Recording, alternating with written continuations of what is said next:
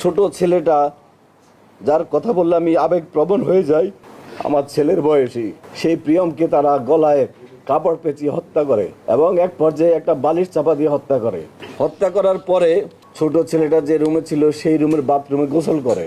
তাদের ডাইনিং টেবিলে বসে তারা খেজুর খায়। তাদের কাছে একটা পিস ইয়াবা ছিল, সেই ইয়াবা তাদের ডাইনিং টেবিলে বসে সেবন করে। সকাল হয়ে যায়, জুমার দিন ছিল, তারা অপেক্ষা করতে থাকে বাইরের লোকজন যেন কমে যায়।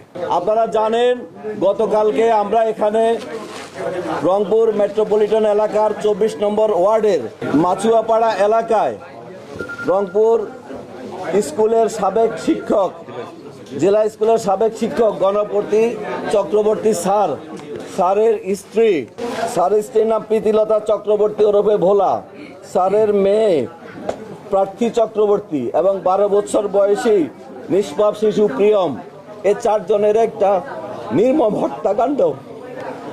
আজকে আপনাকে আমি বলতে পারি, আমার ছোট সন্তানটার বয়সী এই প্রিয়ম, আমি আবেগে আপ্লুত হয়ে যাই।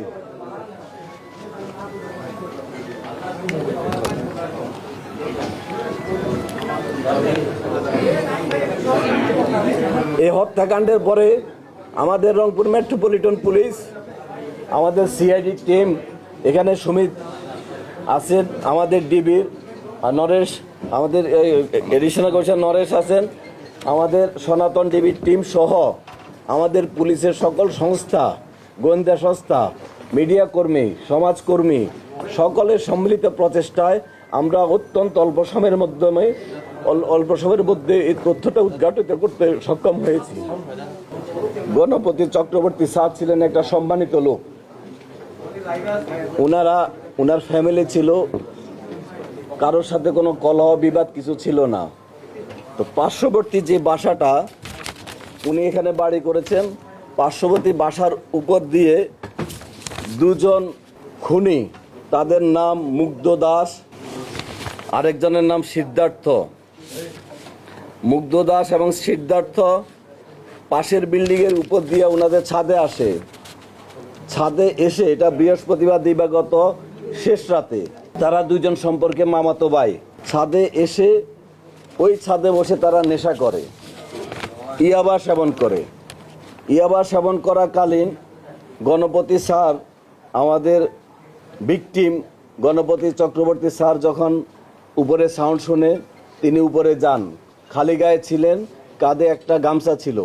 তিনি ওদেরকে ওনার ছাদে বসে আড্ডা দেওয়ার ব্যাপারে জিজ্ঞাসা করলে, চ্যালেঞ্জ করলে, ওই 2 জন খুনি, তারা যেটা আমি কথা বলেছি আসামিদের সাথে, আসামিরা তাদের পরিচয় প্রকাশ না করার জন্য, সমাজে তাদের যেন পরিচয় প্রকাশ না হয়ে যায়, তাৎক্ষণিকভাবে ওই স্যারের গলায় যে গামছাটা ছিল সেই গামছা দিয়ে পেঁচিয়ে উনাকে সেখানে হত্যা করেন। গণপতি চক্রবর্তী স্যার যখন স্যারকে খুন করা হচ্ছে তখন উনি বাঁচার জন্য আপ্রাণ চেষ্টা করে এবং কিছু শব্দ হয়। শব্দ শুনে গণপতি চক্রবর্তী স্যারের স্ত্রী প্রীতিলতা চক্রবর্তী ওরফে ভোলা, এই ম্যাডাম উপরে আসার চেষ্টা করেন। উপরে আসার সময় ওই 2 জন খুনি উনাকে সিঁড়ির মধ্যেই গলায় গামছা পেঁচিয়ে, সেখানে ছাদের উপরে কাপড় চোপড় ছিল, পুরনো একটা গামছা পেঁচিয়ে উনাকে সিঁড়ির মধ্যে হত্যা করেন।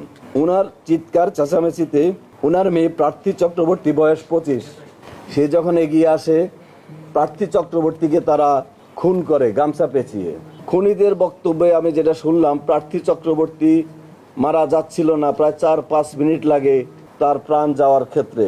সেই সময় তারা রশি দিয়ে তার গলায় এবং মুখে পেঁচিয়ে ধরে।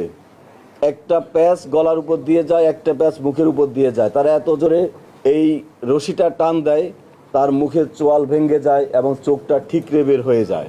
উনাকে মারার পরে খুনিদ্বয় চিন্তা করলো এই নিচে যায়। নিচে যাওয়ার পরে ছোট ছেলেটা, যার কথা বললে আমি আবেগপ্রবণ হয়ে যাই, রংপুর জেলা স্কুলের 5ম শ্রেণীর ছাত্র প্রিয়ম, আমার ছেলের বয়সী, সেই প্রিয়মকে তারা গলায় কাপড় পেঁচিয়ে হত্যা করে এবং এক পর্যায়ে একটা বালিশ চাপা দিয়ে হত্যা করে। হত্যা করার পরে সকাল হয়ে যায়। এরপরে তারা ওই বাসায় ছোট ছেলেটা যে রুমে ছিল সেই রুমের বাথরুমে গোসল করে। প্রথমে সিদ্ধার্থ গোসল করে, সিদ্ধার্থ বের হওয়ার পরে মুগ্ধ গোসল করে। গোসল করার পরে তাদের ডাইনিং টেবিলে বসে তারা খেজুর খায়। সেখানে একটা বইমে খেজুর ছিল। খেজুর খাওয়ার পরে তাদের কাছে একটা পিস ইয়াবা ছিল। সেই ইয়াবা তাদের ডাইনিং টেবিলে বসে সেবন করে এবং ইয়াবার আলামত আমরা পেয়েছি। ইয়াবা সেবনের পরে সকাল হয়ে যায়, জুমার দিন ছিল, তারা অপেক্ষা করতে থাকে বাইরে লোকজন যেন কমে যায়। যখন জুমার নামাজের সময় হয় তখন তারা মুসল্লিরা নামাজে ব্যস্ত ছিল, রাস্তাঘাট ফাঁকা ছিল। দুইজন বাসার থেকে বের হয়ে সাথে লুট করে নিয়ে যায়। এর মধ্যে সিদ্ধার্থ, সে একটা স্বর্ণের দোকানের কারিগর, পিকে পাল জুয়েলার্সে 8 বছর যাবৎ স্বর্ণের কাজ করে। কাজে সে কোনটা স্বর্ণ কোনটা ইমিটেশন সে চিনে এবং